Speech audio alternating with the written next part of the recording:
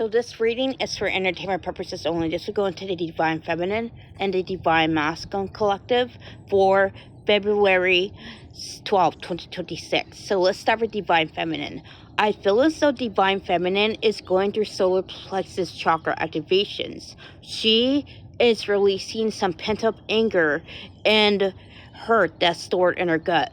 And the Divine Feminine is feeling a massive release coming from this area. And this may actually affect her appetite.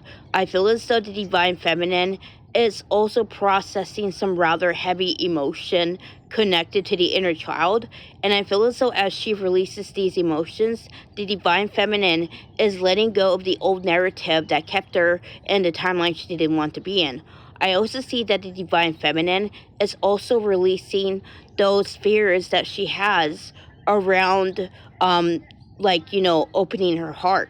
So the Divine Feminine is peeling back the layers of her ego, and she is processing the trapped emotions related to the fear of getting hurt.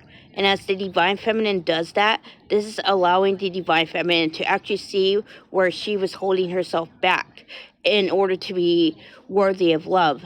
The Divine Feminine is ending that cycle of self-sabotage. She's ending that cycle of dimming her own light so that she can fit in. I feel as though the Divine Feminine is also clearing remnants of the fear of what others might think.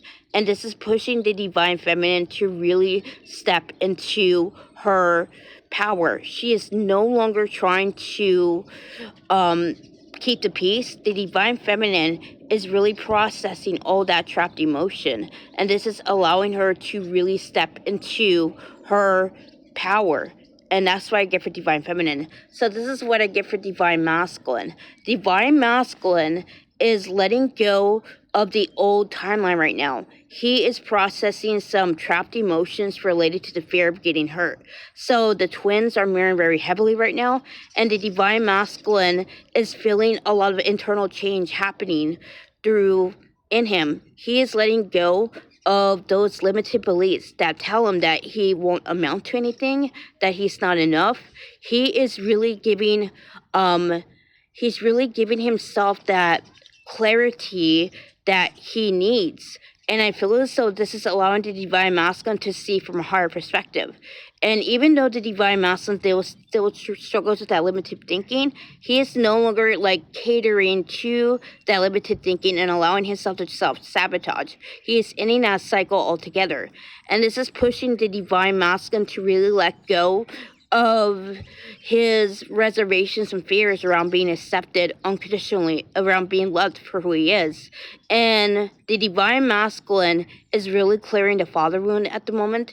He is letting go of those limited beliefs that tell him that in order to be a proper masculine, he must be strong and silent.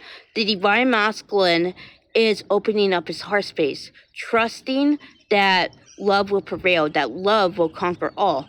And he is letting go of those false beliefs about being masculine.